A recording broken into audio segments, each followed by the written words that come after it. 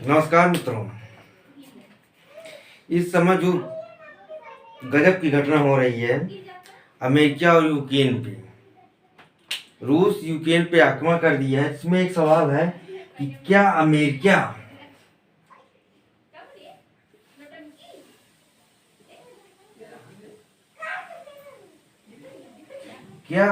का वर्चस्व पूरी दुनिया पे खत्म हो रहा है क्या? यह एक बड़ा सवाल है और भविष्य के गर्त में इससे कई हिलोरे भी मार रहे हैं, क्योंकि अमेरिका यहाँ पे बार बार एक चीज कह रहा है कि हम भैया अपना सैनिक नहीं भेजेंगे, बस हम अपना सैनिक नहीं भेजेंगे, बस हम आपको रुपए भी देंगे, पैसा भी देंगे, हथियार भी देंगे, ले जाओ गोला बारूद दागो, चाहे अपने ऊपर दागो चाहे रूस के ऊपर दागो, उससे हमसे मतलब नहीं है, लेकिन ले जाओ। लेकिन हम बेटा अपना सैनिक नहीं देंगे। अब अमेरिका क्यों सैनिक नहीं दे रहा है? इसके पहले अमेरिका लगातार इराक पे जाकर हमला किया, अफगानिस्तान में जाकर इतना हमला किया कई सालों से। वहीं अमेरिका यूक्रेन में अपनी सेना भेजने से क्यों इनकार कर रहा है? भाइयों बहनों, अमेरिका लगातार कई वर्षों से वह रूस को घेराबंदी करने की कोशिश कर रहा है कि रूस को किसी भी तरह से उसको जो वैश्विक चुनौती है उसे तोड़ा जाए, क्योंकि अमेरिका जानता है कि रूस पर सीधा हमला किया नहीं जा सकता, कि हम उसे रक्षा क्षेत्र में किसी भी तरह से डेफिनेटली रूस को हम परेशान नहीं किया जा सकता है।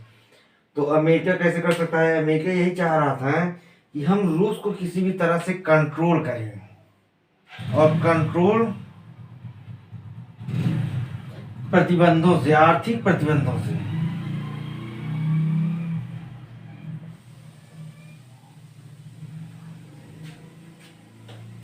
आर्थिक प्रतिबंधों से करें, क्योंकि रूस पे वो सैन्य कार्रवाई कर नहीं सकता। वो आर्थिक प्रतिबंधों से अमेरिका कई सालों से लगा था, उसे मौका मिला क्योंकि अमेरिका के साथ में नाटो सहयोगी थी। अब नाटो सहयोगियों का ये हालत है कि 2007 में जब आर्थिक मंदी आई थी तो नाटो देशों की स्थिति बड़ी खराब हो गई थी। नाटो देशों को लग रहा था कि अमेरिका जो है वह यूरोप के जो नाटो सदस्य हैं, पैसा उनका जाता था, हथियार उनके जाते थे, फायदा अमेरिका लेता था। तो ये कहीं ना कहीं नाटो जो सदस्य थे वो एकदम ठंडे पड़ गए थे। वो अपने अस्तित्व को लेकर ही संशय था। इसी बीच मौका मिल गया कि रूस और यूक्रेन पे, इन्होंने यूक्रेन को हथियार बना दिया। अब अमेरिका अब रूस को खत्म करने के लिए इस पे आर्थिक प्रतिबंध लगा रहा है विभिन्न तरह से।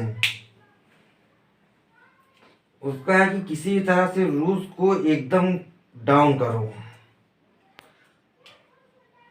जैसे कि उसके ये अभी आपने उसके मुद्रा पे, विभिन्न व्यापार के मुद्रा पे वो नहीं कर सकता, उसके आय पे भी प्रतिबंध लगाया है। हाँ, किससे क्या है कि एक हम इसके आर्थिक प्रतिबंध पर लगाएंगे तो ये आर्थिक रूप से कमजोर हो जाएगा, और कोई भी देश वर्तमान में इस युग में कोई भी देश अगर आर्थिक रूप से कमजोर हो जाएगा तो वह किसी भी देश को चुनौती नहीं दे पाएगा। यहाँ पे सबसे बड़ी ये है कि अमेरिका इसमें कूद क्यों नहीं रहा है, क्योंकि अमेरिका को असली दुश्मन जो है वह रूस नहीं है, वह चीन है।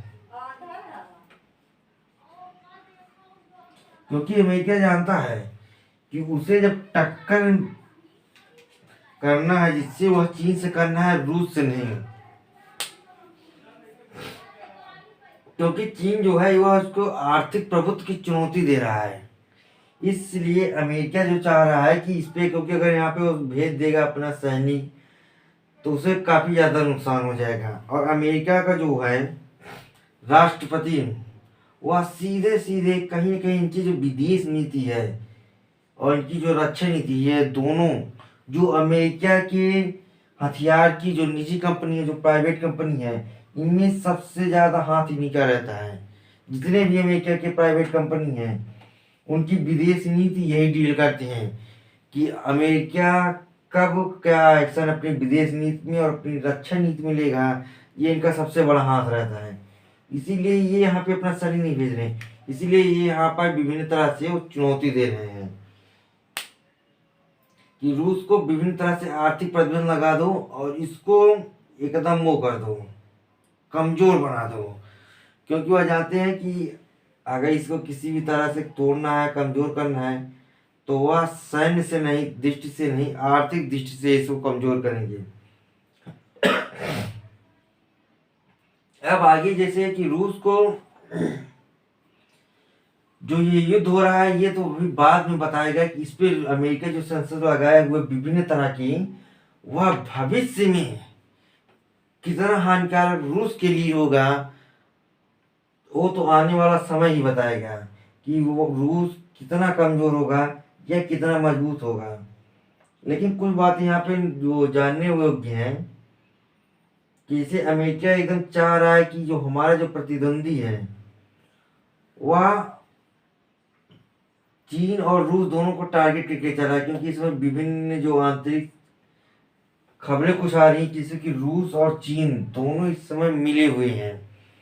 तो अमेरिका कहीं ना कहीं रूस को भी टारगेट किया हुआ है और परोक्ष दृष्टि से वह चीन पर भी अपनी नज़र लगाए हुआ है कि हमें कब कौन सा मौका मिले कि हम चीन पर भी नकेल कसें। वहीं मित्रों, हाल ही में अभी फ्रांस के राष्ट्रपति भी, कई देशों के राष्ट्रपति भी रूस गए, पुतिन से मिले, लगातार युद्ध को रोकने की बात भी किए। लेकिन इसमें अमेरिका चाह रहा है कि युद्ध हो, कोई दिक्कत नहीं। उससे क्या है कि अमेरिका का हथियार बढ़ेगा, फायदा किसी होगा, अमेरिका को होगा।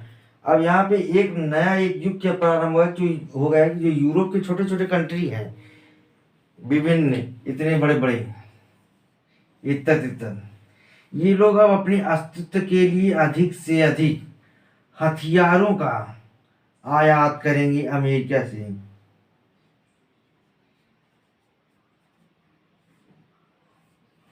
ताकि हमारा देश बचा रहे। अधिक से अधिक अमेरिका से हथियार कराएंगे। इसीलिए क्या है कि अमेरिका ने रूस पर सेंसस लगा दिया कि कोई भी देश रूस से हथियार नहीं लेगा, कोई भी देश रूस से तेल नहीं लेगा, कोई भी देश रूस से गैस संबंध नहीं करेगा, कोई भी देश रूस से विभिन्न जो मुद्रा है उससे व्यापार नहीं करेगा। इससे क्या है कि अमेरिका को कई तरह से फायदा होगा। जो यूरोप के विभिन्न छोटे देश हैं, अब उनको लगेगा अब अस्तित्व लड़ाई के लिए अब हथियारों की बाजार की दौड़ अब इस युद्ध के बाद शुरू होगी। ये छोटे छोटे जो यूरोप के जो भी देश हो, ग्रेट ब्रिटेन हो, फ्रांस हो, इटली हो, जापान, इटली हो या जर्मनी हो, चाहे जो भी देश हो, चाहे वो विकसित हों, ऐसे यूरोप में जितने भी देश हैं वो सब विकसित ही हैं, कोई भिखमंगा देश नहीं है। ये सब अमेरिका से अब हथियार ज़्यादा करेंगे, लेंगे अपने अस्तित्व को बचाने के लिए। अब इसमें एक नया हथियारों का दौर शुरू होगा। फायदा किसे होगा? अमेरिका को होगा, उसके हथियार बिकेंगे और उसे डबल तिबल मुनाफा में आराम से पैसा भी आएगा। अमेरिका तो ये चाह रहा है कि ये दोनों लड़ें और हमें बैठे बैठाए हथियार मिलेगा, पैसा मिलेगा, हर चीज़ मिलेगा, कोई दिक्कत नहीं है। तेल भी हमने लगा दिया है भैया, जितने भी यूरोपीय देश, अब नाटो का इसमें भी फायदा होगा। और दूसरी चीज अब नाटो का इसमें है कि जो नाटो दो मंदी से जूझा, अब नाटो भी जो देश है जब इसमें प्रतिबंध लगाएगा तो ये लोग भी अमेरिका की तरफ से जाएंगे। तो नाटो को भी भाई अपने अस्तित्व को बचाने के लिए अमेरिका से हथियार की जरूरत रहेगी, तेल की जरूरत रहेगी। अब ये लोग फिर अमेरिका के पास जाएंगे, जिससे फायदा अमेरिका को होगा। और अमेरिका का असली टारगेट अब चीन है, क्योंकि वह जान रहा है कि हमने इसमें इतना सेंसस लगा दिया है कि यह भविष्य बताएगा कि अब आने वाले दिनों में एक नए हथियारों के युग की शुरुआत होगी। चाहे वो अमेरिका के देश हों, चाहे वो एशिया के देश हों, क्योंकि अब वह अपने को सुरक्षित रखने के लिए बड़े से बड़े हथियार की अब वह खरीद बिक्री करना स्टार्ट कर देंगे। ज़्यादा से ज़्यादा अपने देश की जो ये बजट बढ़ाएंगे, उसमें ये लोग हथियारों की खरीदारी, कोई देश अगर 4% हथियार अपनी जीडीपी का खर्च कर रहा है, तब वो 5% करने लगेगा, 6% करने लगेगा। इस युद्ध के बाद संभावना यही है। अब आगे देखिए, अभी इस युद्ध की खत्म होने के बाद आगे आने वाले समय में क्या क्या संभावनाएं होंगी, बहुत तरह से भी संभावनाएं निकलेंगी। आने वाले समय में इस युद्ध के खत्म होने के बाद बहुत तरह की समस्या भी उत्पन्न होगी और बहुत तरह की संभावनाएं भी निकलेगी, जिसका एक तरफा लाभ सिर्फ ये दादा लेगा। लेकिन हाँ, इस समय विश्व में ये की स्थिति है कि क्या अमेरिका की वैश्विक चुनौती खत्म हो रही है, क्या वह वैश्विक चुनौती से लड़ रहा है कि नहीं लड़ रहा है, ये तो आने वाला अब समय बताएगा। जब रूस और यूक्रेन का युद्ध खत्म होगा, तब यह अमेरिका का पता लगाएगा, समय ही बताएगा कि क्या अमेरिका अपने आने वाले समय में अपना वर्चस्व रख पाएगा कि नहीं रख पाएगा। क्योंकि इस समय अमेरिका अपने वर्चस्व के लिए लड़ रहा है, वह नाटो को बिल्कुल नहीं भेज रहा है, क्योंकि वह जान रहा है कि अगर हम इसमें लड़ जाएंगे तो हमारे वर्चस्व की सीधा सीधा चुनौती है। और अमेरिका जानबूझ करके नहीं जा रहा है और इसके वर्चस्व को लगातार चुनौती भी मिल रही है। ये भी अमेरिका जान रहा है कि यूक्रेन और रूस के जो युद्ध हो रहा है, इसमें अमेरिका के वर्चस्व को लगातार चुनौती मिल रही है। लेकिन ये अमेरिका है, ये इस युद्ध में अपना लाभ ही देख रहा है और इसका एक तरफा लाभ यही है कि भैया युद्ध से दूरी बनाए रहो, क्यों आग में हाथ डाल रहे हो, जल जाओगे, कहीं ट्रीटमेंट भी नहीं मिलेगा। पता लगा रूस कुछ कर दिया तो आज हो बाय हो जाएगी। अब आप लोग भाइयों जो भी है, चैनल को लाइक करते रहिए, सब्सक्राइब करते रहिए। इस पे जो विभिन्न मुद्दा वो है, लगातार युद्ध के तहत सबको दिखाया जाएगा, बताया जाएगा। तो अब दूसरी चीज है कि फ्रांस भी लगातार इस युद्ध पे बहुत अग्रेसिव था। युद्ध होने के पहले विभिन्न तरह से बता रहा था। ये फ्रांस भी देश है, ये तो हमें लगता है कि जैसे कि गांव में कहावत है कि बड़ा भभक रहा है लालटेन का, कहावत याद नहीं आ रही है। फ्रांस युद्ध के समय बहुत कह रहा था कि भैया हम यूक्रेन को हाँ अपना वो देंगे, हथियार देंगे, सैनिक भेजेंगे विभिन्न तरह से। हाँ, अब जब युद्ध शुरू हो गया है तो ये तो भैया बिल में बैठ गया है। इस समय इसका कोई अता ही पता नहीं है कि किस दुनिया में ये बाबा जी खोए हुए हैं, कहीं गुफा उफा में जाके इनके राष्ट्रपति मंत्र तो नहीं जपने लगी हैं कंठी मारा लेकर के, कोई अता पता ही नहीं है। ये जब इसके पहले युद्ध के पहले भाई गए रूस के राष्ट्रपति से मिलने, तो यहाँ से भाई वो कोरोना काल में भी एक हफ्ते पहले गए, तो विश्व की यहाँ से देखिए ये विश्व के आर्थिक जो विश्व की राजनीति है वो गजब मोड़ ले रही है। ये सब युद्ध भी लड़ रहे हैं और विश्व की राजनीति किस दिशा में घूम रही है, किस प्रकार घूम रही है, इसका भी उदाहरण दीजिए कि फ्रांस के राष्ट्रपति रूस के राष्ट्रपति मिलने गए अपना कोरोना सबका सब टेस्ट उस्ट करा करके, तो भैया देखिए हमको कोरोना नहीं है, हमने सर्टिफिकेट लाया हुआ है बकायदा। इनसे मिलने के लिए जब गए रूस के राष्ट्रपति, उन्होंने कहा भैया आपका कोरोना टेस्ट होगा, तो कह रहे भाई हम तो कोरोना टेस्ट करा के आए हुए हैं। तो कहें कि नहीं, यहाँ की जो रूस के जो राष्ट्रपति कार्यालय से कहा नहीं भैया आप तभी मिल सकेंगे जब आप यहाँ पे कोरोना टेस्ट कराएंगे। तो कहें कि भाई कोरोना टेस्ट करा के आए हुए हैं, ये देखिए हमारा रिपोर्ट पूरा, आप मेडिकल देख लीजिए, हर चीज़ का मैंने लाया हुआ है। कहें नहीं, अगर आप नहीं मिल सकते जी, आप उल्टे पाँव लौट जाइए। ये किसी भी राष्ट्राध्यक्ष के लिए बड़े अपमान की बात है। तो कहें अच्छा ठीक है, तो इन्होंने कहा भाई एक बार फिर से वार्ता कराई, तो इन्होंने कहा रूस के ठीक है, अगर आप नहीं टेस्ट कराएंगे तो आपको 3-4 फीट की दूरी पे आपको बात करनी रहेगी। ये राष्ट्रपति आए, अपनी टीम को बताए कि ऐसे ऐसे बोल रहे हैं। इन्होंने अपनी मेडिकल टीम से कहा, डॉक्टर से तो इनके डॉक्टर ने कहा ना बाबा, तुम जाओगे कोरोना का जांच कराने के लिए और वो तुम्हारा पूरा डाटा ही निकाल लेंगे, तुम्हारे पूरे खानदान का। कहें ये कैसे? कहें जब कोरोना जांच कराओ जाओगे तो आपके डीएनए से पता कर लेंगी आपके अंदर कौन बीमारी है कौन नहीं है, या आपको भविष्य में कौन सी बीमारी होने वाली है, वो सब कुछ निकाल लेगा रूस। जो इस समय वर्तमान में चीन कर रहा है, यही अमेरिका ये सब 2006-07 से कर रहा था, रूस 2012-13 से कर रहा था। अब यही काम चीन कर रहा है, यही काम चीन कर रहा है कि चीन जो है वो विभिन्न जो उसके देश में विभिन्न लोग आती हैं, वह उन लोगों का चेक का वो कराता है, मेडिकल किया डीएनए कि तुम आओगे तो हमारे यहाँ पे विभिन्न होटल लोगे, तौलिया पूछोगे, नहाओ धोगे, मंजन करोगे, तो हम क्या है उसके तुम्हारा सैंपल ले लेंगे तुम्हारे राष्ट्राध्यक्षों का, और उससे पता चल जाए तुम्हारे राष्ट्राध्यक्ष कौन सी बीमारी है, वो कब मर जाएंगे। इससे तुम्हारी देश में गिरी छिड़ा देंगे लो बाबा। तो डॉक्टर ने कहा फ्रांस के राष्ट्रपति ना बाबा, जांच बिल्कुल ना कराया, नहीं खतरे पड़ गया। तो कहें कि अब क्या करें? तो इसीलिए भाई इन लोगों को ना हाथ भी मिलाए न जांच भी कराई। नतीजा ये हुआ कि इन दोनों की जो बातचीत हुई वह 4-5 फीट दूरी से बात हुई। भैया दूर दूर बैठ के बात करो, तुम वहां जोर से बोलो, तुम वहां जोर से बोलो, दोनों लोग अब सुनो। तो इसके बाद क्योंकि अमेरिका भी हाल में इसके पहले भी कुछ दिन पहले जापान भी अग्रेसिव था, तो अमेरिका ने जापान के राष्ट्रपति को आईने दिखा दिया कि ज़्यादा कूदो मत, तुम्हारे खानदान का बायोडाटा हमारे पास है। तो शिंदे जो थे वो बड़े बुद्धिमान थे, इंटेलिजेंट थे, उनमें गजब की कूटनीति थी। उन्होंने कहा कि अगर यह अमेरिका कुछ कर देगा तो जापान पे एक संकट आएगा।